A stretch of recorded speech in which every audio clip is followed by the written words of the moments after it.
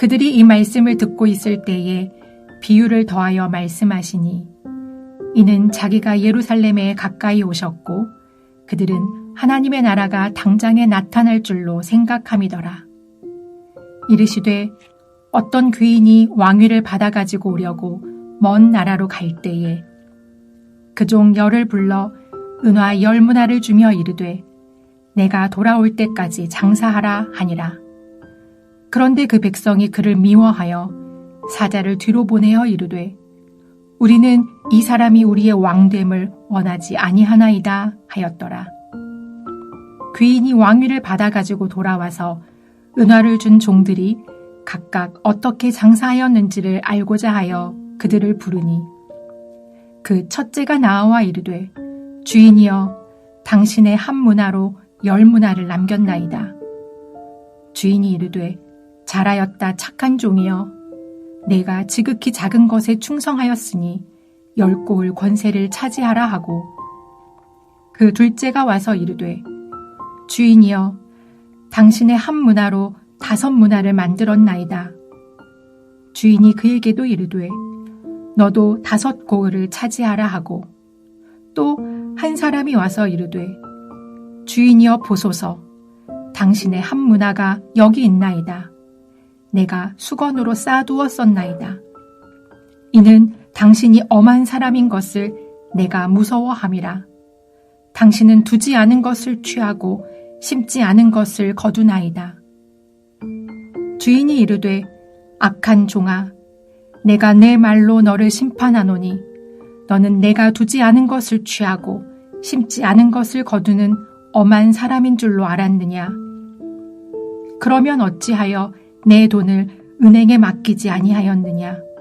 그리하였으면 내가 와서 그 이자와 함께 그 돈을 찾았으리라 하고 곁에 섰는 자들에게 이르되 그 한 문화를 빼앗아 10문화 있는 자에게 주라 하니 그들이 이르되 주여 그에게 이미 10문화가 있나이다.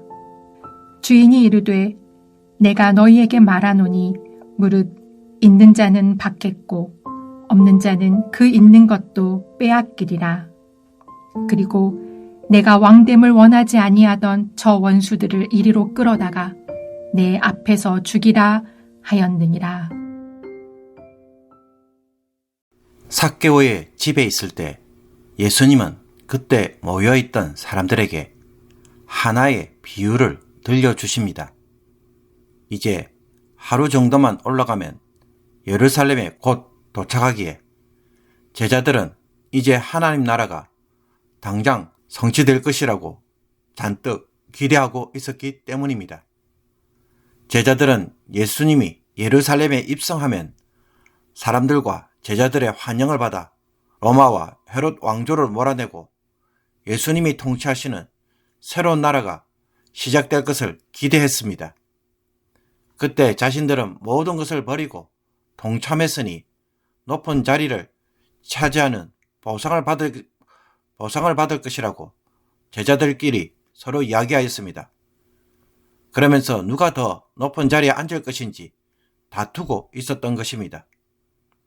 이런 오해에 대해 예수님은 그들의 생각을 교정하기 위하여 이 비유를 들려주신 것입니다. 예수님의 비유에 따르면 첫째 하나님 나라는 지금이 아니라 나중에 성취된다라는 것입니다.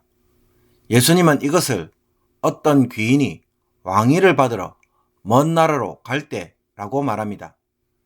예수님이 지금 예루살렘으로 올라가는 것은 왕위를 받고자 먼 나라로 떠나는 일과 같은 것입니다. 아직 완전히 왕위를 물려받은 것이 아니라는 것입니다. 주전 4년에 헤롯 왕이 죽자 그의 아들 중 하나인 아켈로가 아버지의 뒤를 이어 유대인들의 왕이 되고자 로마 황제를 만나러 로마로 갔습니다. 예수님은 이 사건을 비유로 삼고 계신 것입니다. 헤롯 왕의 아들이기에 당연히 왕이 될 것을 알고 왕위를 받으러 로마에 간 것과 유사한 것입니다. 그래서 나중에 왕위를 받고 돌아오면 어떤 일이 이루어집니까? 그때는 모든 사람들이 예수님을 왕으로 인정할 수밖에 없고 예수님의 권세는 모든 영역에 구체적으로 드러나게 될 것입니다. 하나님 나라가 완성되는 때도 바로 이때라는 것입니다. 둘째로 예수님은 하나님 나라가 완전히 임하고 완성이 되는 때는 심판으로 임하는 때라고 말씀합니다. 예수님이 왕위를 받으러 먼 나라로 갈 때 어떤 일이 일어나고 있습니까?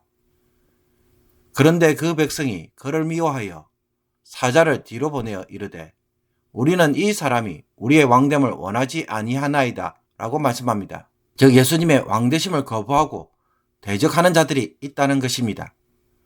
아켈라오가 로마 황제로부터 왕위를 받고자 할 때 유대인들은 그의 폭정으로 인해 질려서 로마 황제에게 50명의 사절단을 몰래 보내어 아켈라오가 유대인들의 왕으로 세워지는 것을 거부한 적이 있습니다.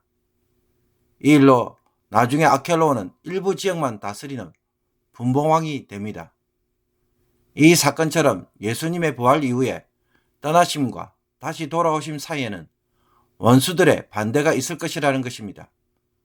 그러므로 이렇게 대적하던 원수를 모두 심판하시는 때가 언제입니까? 왕위를 받고 왕으로서 정권을 휘두르게 될 때입니다. 이때가 바로 하나님 나라가 완성되는 때인 것입니다. 그리고 셋째로 예수님은 지금은 귀인이 종들을 통해 일하시는 때라고 말씀합니다. 귀인이 먼 나라로 떠날 때 그는 자신의 종들 10명을 불러서 은하 10문화를 한 사람당 한 문화씩 골고루 균등하게 나누어 주면서 돌아올 때까지 장사를 하도록 합니다. 달란트 비유와 달리 10문화 비유는 모든 종들에게 균등하게 나누어 주었다는 것에 차이가 있습니다. 그래서 동일한 책임과 직무를 주어서 과연 각 사람이 주인의 뜻에 얼마나 충성하였는지를 보겠다는 것입니다. 귀인이 이렇게 맡긴 후에 나중에 왕위를 받고 돌아옵니다. 돌아온 그는 종들이 명령을 잘 지켰는지 확인하려고 한 명씩 부릅니다. 첫 번째 종은 주인의 한 문화를 가지고 장사해 10문화의 이익을 남겼다고 말합니다. 주인은 그를 착한 종이라 칭찬하며 지극히 작은 것에 충성하였다고 선언합니다. 여기서 주인이 그에게 맡긴 것은 은하 한 문화로서 이것은 일반 노동자의 4개월치 월급입니다. 장사를 하기에는 그렇게 큰 돈이 아닙니다. 그런데도 이 종은 무시하지 않고 최선을 다해서 10배의 결과를 주인에게 되돌려 주었기에 착한 종이라고 충성된 자로 평가하는 것입니다. 이런 그에게 주인은 10고을을 다스리는 권세를 줍니다. 두 번째 종 역시 한 문화를 가지고 5문화를 남겼기에 주인으로부터 칭찬을 받고 5고을을 다스리는 권세를 부여받습니다. 그런데 세 번째 종은 어떻습니까? 그는 주인의 한 문화를 받자마자 수군에 싸서 보관한 뒤에 나중에 주인에게 돌려주면서 당신이 엄한 사람인 것을 내가 무서워함이라. 당신은 두지 않은 것을 취하고 심지 않은 것을 거두나이다 라고 고백합니다. 쉽게 말해 주인은 손해보는 것을 싫어하고 이윤을 추구하는 엄격하고 탐욕스러운 주인이어서 그것이 두려워 자기는 그대로 보관했다는 것입니다. 이 말의 주인은 그런 주인으로 알았다면 한 문화를 수군에 싸서 둘 것이 아니라 은행에 맡겨 최소한의 이자라도 받았어야 하지 않느냐라고 말합니다. 그가 그렇게 할 것 같았다면 주인은 그에게 맡기는 것이 아니라 차라리 은행에 맡겼을 것이고 그러면 이자라도 받았을 것입니다. 그런데 그는 그것조차도 하지 않았다는 것입니다. 그는 주인이 어떤 분인지도 모르고 그 뜻도 오해하고 있었으며 설령 그렇게 오해했을지라도 알고 있는 만큼이라도 했었어야 하는데 그것조차도 하지 않은 것입니다. 그러므로 하나님 나라가 완성되는 때는 언제입니까? 종들에게는 예수님이 주신 사명을 통해 충성하였는지 심판하는 때입니다. 그러니 지금은 예수님이 제자들을 통해 일하시는 때이고 종들을 심판하시기 위해 기다리는 때입니다. 주인은 한 문화를 가지고 10배, 5배를 기대하는 것이 아닙니다. 한 문화를 남겨도 괜찮습니다. 심지어 한 문화를 잃어도 괜찮습니다. 최선을 다했기 때문입니다. 그런데 아무것도 하지 않으면 어떻게 됩니까? 종말의 심판을 받기에 하나님 나라의 완성을 바라보고 하염없이 기다리고만 있을 것이 아니라는 것입니다. 너희들이 정말로 신경 써야 하는 것은 그 나라가 언제 완성되고 임하는가가 아니라 주님이 주신 작은 일에 열매 맺는 일이 더 시급하고 중요하다는 것입니다. 그 나라가 언제 올지 어떻게 올지는 하나님에게 맡겨두고 신경 끄라는 것입니다. 그것보다는 지금 주님이 주신 사명에 먼저 집중하는 것이 제자가 해야 할 일이고 심판을 대비하라는 것입니다. 성도 여러분, 그 나라가 임할 때까지 막연하게 기다리는 자는 누구와도 같습니까? 세 번째 종과 같습니다. 주인의 뜻도 모르고 오해하고 불순종하는 종입니다. 그 종은 해놓은 것이 아무것도 없는 종입니다. 하나님 나라가 언제 올지 몰라서 하염없이 기다리고만 있었기 때문입니다. 그 종을 두고 주님은 악한 종아, 내가 내 말로 너를 심판하노니 라고 말씀합니다. 지금 우리가 해야 할 일은 나에게 맡겨진 일에 대하여 열매 맺는 것입니다. 결산을 하는 날이 하나님 나라가 완성되는 때는 결산을 하는 날이기 때문입니다. 그때 빈손은 어떤 결과를 가져옵니까?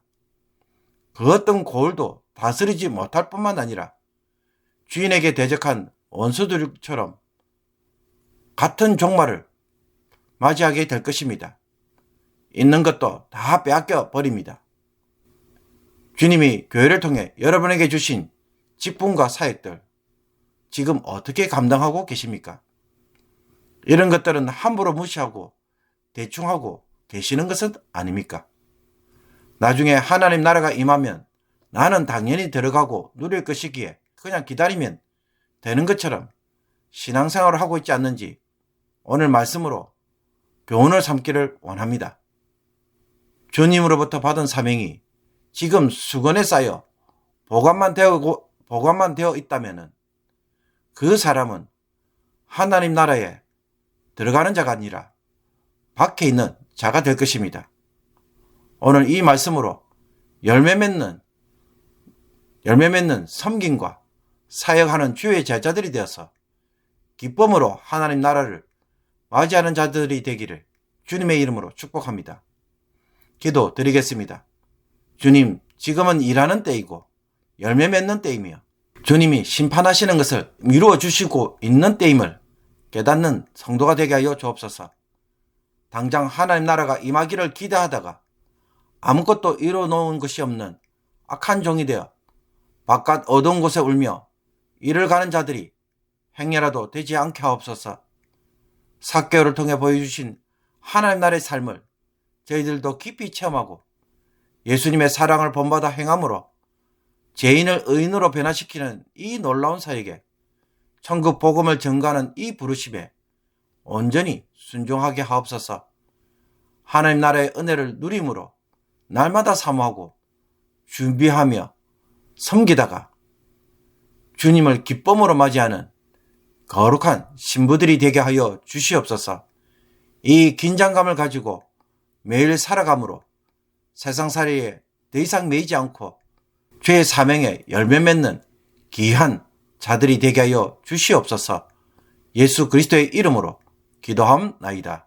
아멘.